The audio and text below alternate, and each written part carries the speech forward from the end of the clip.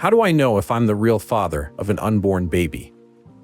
My wife and I experienced some relationship problems caused by an ex-boyfriend of hers that I believe to still be affecting us today.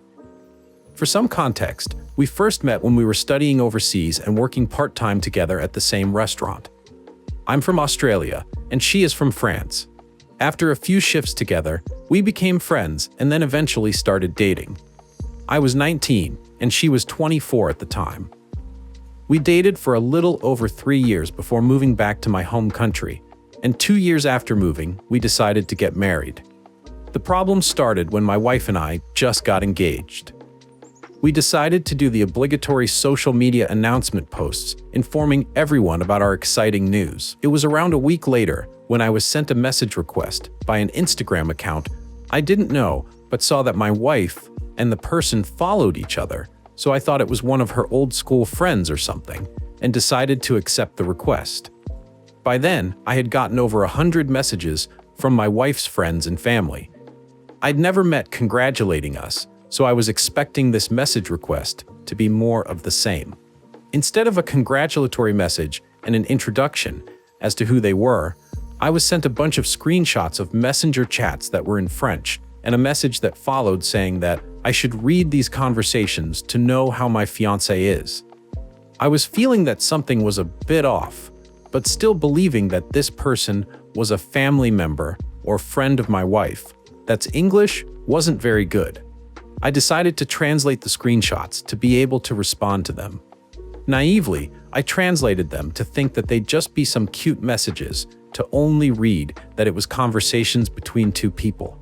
The topics included the recounting of sensual encounters, the sensual acts that they had performed, boyfriends, and how inferior Asian guys are to white guys. I am Asian, by the way. I sent a message back to the person asking who the messages were between. They replied, saying that it was my new slut wife, and sent 3 adult videos. I was in shock, and immediately thoughts that she had cheated on me filled my mind. After sitting for a while and trying to comprehend what had happened, I decided that I would watch the videos to try to see if it is actually my wife in them. Later that night, after my wife had fallen asleep, I decided to watch the videos, believing that there would be no way that the woman I had been living with for 5 years could do something like this. But to my disappointment, I confirmed that all videos were of her. The first 2 of the videos appeared to have the same guy, and the third video a different guy.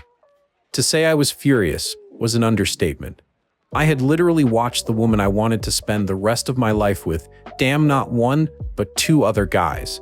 The most painful and infuriating things for me was seeing her acting in ways she never did with me, and also doing certain sensual acts with other guys that I really wanted to try, but she downright refused to do with me, even after 5 years of dating and a proposal. I decided that I needed to confront her, thinking that she had cheated on me with a bunch of other guys. I wanted her to explain to me why she did it. After staying awake and waiting through the entire night and not being able to wait anymore, I woke her up at 6 a.m. and showed her everything that was sent to me and asked her to explain what this all was. She immediately started hyperventilating, then began to cry. She kept repeatedly apologizing and begging me not to leave her, and was like this for a good 10 minutes. After managing to calm her down, she explained that she never cheated on me, and these videos were taken before we had met, and that she didn't even know these videos existed. She also tried reassuring me that the messages were between her and her best friend, and they would share everything about their lives with each other. She said the things they talked about were from so long ago that it felt like a different person had written the messages. She kept repeating that the things she said in those messages made her feel deep shame and regret. It was so embarrassing to her that she acted and spoke like that. To try to prove she wasn't cheating, she showed me the chat history between her and her best friend, and found the exact same sections of the conversations in the messages between them, and saw that they were from long before we had met. She also explained to me that the guy who sent me the message on Instagram was her first boyfriend from high school in France. He was apparently very emotionally and mentally manipulative during the time they were together, and for her to get any sort of affection or praise from him, she would do what he wanted and let him do whatever he wanted to her. She said she didn't understand how he was able to get the screenshots or the adult videos that he didn't even take. We eventually came to the conclusion that he had hacked into her accounts somehow. She said that the two guys in the videos were short-term Korean boyfriends from when she first moved overseas. To say I was relieved was an understatement, but I still had the feeling of disgust when I looked at my wife. Over the next few months, I tried pretending that everything was okay, but I couldn't get over what I had seen. She was a completely different woman in my eyes. I know body count shouldn't matter, but reading the messages about how many guys she slept with really bugged the crap out of me. We had told each other our body counts in the past, and I wasn't bothered with it at all.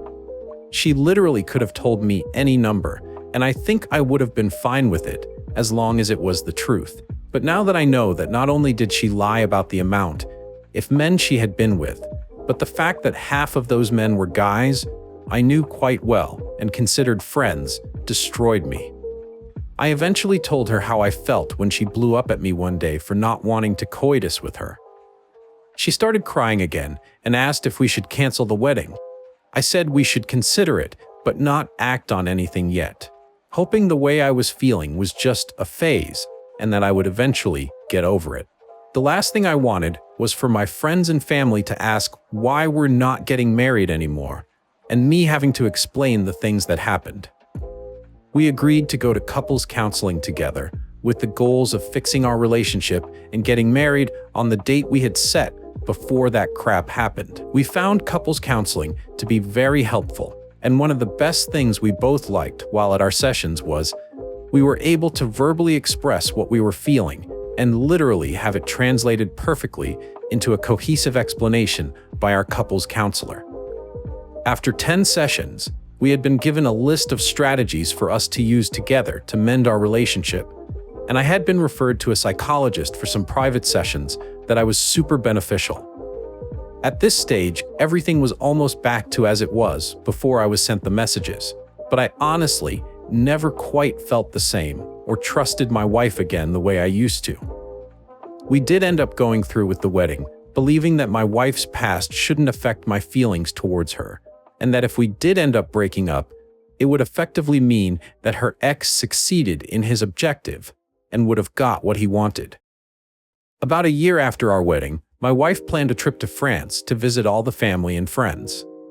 I was originally meant to go with her but couldn't, as I had just been given a promotion and had only been in the position about a month.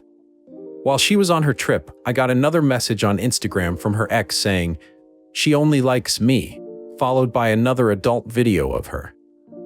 After watching for a few seconds, I just assumed it was another old video that was taken and blocked him. I planned to show my wife what he sent, but ended up totally forgetting about the whole thing. Fast forward to today. We have been married for almost 2 years now and have a baby on the way. During one of her obstetrician appointments that I went to with her, there was talk of her possible due dates and around what day she would have conceived. While sitting there and listening, I was doing the maths in my head and realized something wasn't adding up. The period she would have had to have conceived is when she was back in France to visit her family. I stayed quiet and convinced myself that I obviously wasn't calculating correctly because I've always been crap at maths. But I had remembered what her ex had sent me and had a gut feeling that something was very wrong. Eventually, my insecurities got the better of me, and I ended up watching the video he sent, trying to find any clues of when it was taken. Unfortunately, I concluded that the video must have been taken at some point when we were together, as I could see a scar on her pubic area that she had given herself by waxing when we were on our honeymoon. After thinking about this for a while, I've decided not to confront her with what I know. I'm not going to ask friends or family for support. I'm not going to go to counseling. The less people that know, the better. I don't think I can live with the shame of people knowing that my wife is giving birth to another man's child. I'm going to wait for the baby to be born to see if it is mine before I make any final decisions. Thank you everyone who read everything I had to say. I really need to get this out, and not being able to tell anyone what I was going through was driving me insane. I've had a few comments questioning the timeline. Our wedding was in September 2022. Her trip to France was in mid-December 2023, and she was there for about 5 weeks. The due date for the baby is in late September. Some comments. If you're not going to stay with her, why wait until the baby is born? That will just cause more unnecessary drama. Start the process now, do a paternity test when possible, and start the next chapter of your life. If the child is yours, then you do the right thing towards the baby. Dude, don't wait. Forget the shame. Imagine a lifetime of being treated like a doormat. Imagine this happening again and again and again. I'm pretty sure you can get prenatal DNA tests. You can know before the baby is born whether or not it's yours. Best of luck. Please don't feel shame for something you can't control in your wife cheating on you. You can only control your actions. I would sincerely get a DNA test on the baby. Personally, this is how I would bring this up when you confront her. Hey, this is a weird question, but I don't know why, but I can't remember. That scar on your area. When did that happen again? Was that before we got together? It was after we got together on our honeymoon, right? If she answers yes, it was after or on the honeymoon. Boom, serve her divorce papers, and walk, nay, run, and demand a paternity test. Even if the child is yours, there is no shame in divorced parents. She is nothing but a liar and a cheat. If she says the scar was before then, before you dating, then you may want to hold back, but more likely she'll be like, ugh, come on, you remember? It happened when we remembered? On our honeymoon? Showing her the video is up to you, but I would talk to your lawyer, solicitor. In that, you can drop the evidence later to her. Original poster replied, "Thank you for the advice. I honestly don't think I can bother with trying to get the truth from her anymore. At this stage, I'm done with her. I just want to make sure that the baby's health isn't negatively affected in any way, whether he's mine or not." Update 1 month later. First of all, I would like to thank everyone who commented with advice, and also those people who criticized my thoughts and actions. Reading multiple perspectives about my situation helped open my narrowed view, and I think gave me a more balanced perspective. I'm not too sure how I should write this update, since there's so much information that was dropped on me, and I'm not too sure to put it into words. It honestly feels like my life was pulled out from under me, and I'm not too sure how to comprehend it all at the moment. A lot of people criticized me for not telling my wife about the latest video, and a lot of you also suggested that I check the EXIF data to see what date the video was created. Following everyone's advice, I did both. I first checked the metadata to see the creation date, which showed that it was taken on the 1st of January 2024 at 1:18 a.m. It was sent to me the 6th of January 2024. I kept in mind that people were saying that data can easily be edited, and didn't take the newfound information too seriously, even though it looked like a relatively recent video. After seeing the metadata, I sat her down on the couch to tell her about her video. I went into the conversation fully prepared, with a list of things to say I had made with my therapist. I made sure not to make accusations or even make anything I said sound like an accusation, and was 100% prepared for her to blow up at me for not telling her about it sooner. My therapist gave me a guide of how I should deliver the information and how I should attempt to give her back control of the situation by offering to show her the video, letting her watch it on her own and deleting it in front of her when she was ready. I started by saying that I had received another adult video from her ex, and when I received it, then I went into why I didn't tell her immediately after receiving it or after she got back from her trip. After giving my explanation, I asked her if she wanted to see the video, which she said yes to. So I gave her my phone, and she pretty much immediately started the video as soon as I handed my phone over to her, which didn't give me a chance to get up and leave the room to let her watch it on her own. As soon as I heard the audio from the video, I immediately stood up and was turning to walk to a different room when she grabbed my pant leg and started profusely apologizing. I said there was nothing to apologize for, as this was from before she met me, and that I should be apologizing to her for keeping it from her. She asked me why I decided to tell her now, and I told her the truth about my concerns about the due date and how it wasn't quite making sense in my head, and that's when she lost it. She grabbed my hand and kept saying it was a mistake, and that she wasn't thinking straight because she was drunk. My heart just dropped, and I knew instantly what she meant by her repetitive ramblings. I told her to tell me what exactly happened, or I'd leave immediately. Long story short, she cheated on me when she went on her trip to France with her ex that was sending me the screenshots and videos. They ended up coitus after catching up at a New Year's Eve party they were both at. They're from a small town in central France with only a population of a few thousand, and apparently, they had seen each other at the local supermarket a few days after her arrival at her hometown. My wife and her ex are from the same friendship group. They all went to the same kindergarten, primary school, middle school, and high school, which is how they ended up at the same New Year's Eve party. She also told me that her ex had admitted to hacking into her Facebook account to gain access to the adult videos she had shared with her other exes. Although calling what he did hacking makes it sound quite sophisticated, she hadn't changed her password since high school, and he still knew them when he got access to all her accounts. So damn dumb. She begged me not to divorce her and tried to bargain with me, promising it would be the only time she'd ever cheat, promising that she'll be the best wife to me, letting me have coition with any and as many women I'd like, and even stooped so low as to offer sensual acts. I said I would only consider staying if she would do two things: give me her phone so I can go through her massages, and get a paternity test done.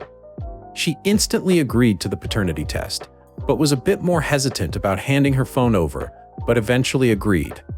While looking through her phone, I found more evidence that she cheated on me on New Year's Day, as well as evidence that she had cheated me one other time from her period tracker app. She uses the app to track her for her periods and sensual activity.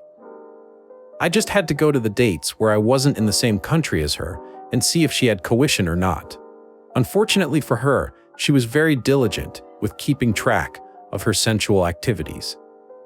By this point, I had already made up my mind about the relationship and just left. I'm currently staying at a hotel and will be moving into my apartment that I had been trying to rent out for a while. I've spoken to both my solicitor and my wife and have agreed to go to the mandatory counseling in order for me to be able to go through with the divorce, which will start in October. We've also agreed to get the paternity test done after the baby is born, and I got my in-laws plane tickets to come to Australia earlier than originally planned so they can look after their daughter. Update 3 months later. It's been quite a while since my last post, and over the last month, I've been getting so many people asking for an update on my life, but more specifically, asking about the results of the paternity test. A lot has changed since my last update, especially the living arrangements with my wife. I can happily say that I am the father. I was with my wife in the hospital birthing suite when my son was born and stayed with her for 5 days at the maternity ward. We got a paternity test, even though I was fairly sure that he was mine when he was born. He looks a bigger-eyed version of me when I was a newborn. About a week after getting the swabs done, the positive parentage results came back. Before my son was born, my wife and I had been living separately, with the only interaction we had would be her sending me daily messages wishing me well and wishing me good night. After my son was born, we were still living apart, but I would go over every one to help feed and change him. We still had minimal interactions and would only really talk to each other once a week for our mandatory marriage counseling that we had to go to in order to get a divorce. We had seen psychologists from 2 different clinics, and I felt like they were both trying to gaslight me into thinking that I was being unreasonable for wanting to divorce my cheating wife. And one of them had even said that I shouldn't expect a modern marriage to be completely monogamous in this day and age. The first sessions of counseling at the first clinic seemed pretty standard. A lot of telling each other how we feel with the counselor in the background, only speaking when providing prompts to get us talking. If the counseling session continued as it was, it would have been fine. But as soon as she suggested that we should accept the idea of bringing other people into the bedroom to better understand and connect with one another is when I started looking for a different psychologist. The second psychologist we saw spent 2 sessions trying to convince me that it's normal for married couples to coitus with people outside of the marriage, and that it would be selfish of me to make the baby grow up without a father figure in the home, even if he isn't mine. This was before we got the paternity test results back. From that moment on, I decided that there was no point in me going to marriage counseling. I told my wife that I'd put the divorce proceedings on hold only if she agreed to sign a postnup, which she immediately signed as soon as I gave them to her. My plan is to just wait a year before filing for divorce without any restrictions and rubbish mandatory marriage counseling, and now, at least my assets are somewhat protected. Currently, I have moved back in with my wife, but are still sleeping in separate rooms. I decided to move back in just to make it easier for me to spend time with my son and to also be able to look after him when my wife and her parents need a break. After being with him for almost a month now, I decided that I would be physically present in my son's life and help raise him. I believe that it is my duty as his biological father to give him the best life possible, no matter the discomfort I feel of having to interact with his mother. What I'm trying to think about now is how that is going to be possible after the divorce, and how that will impact his emotional and mental development. Are there other people out there who are able to raise their children this way? And if so, how are you coping with the arrangement? And thanks to all those who were concerned about my love life, but nothing is happening. I haven't thought about dating or coitus since finding out about my wife's cheating. I'm still gonna get a divorce. I'm just waiting until the courts allow me to file for a divorce without having to go through mandatory marriage counseling. I have also made my wife sign a postnuptial agreement so I can save as much of my assets as possible when we do divorce.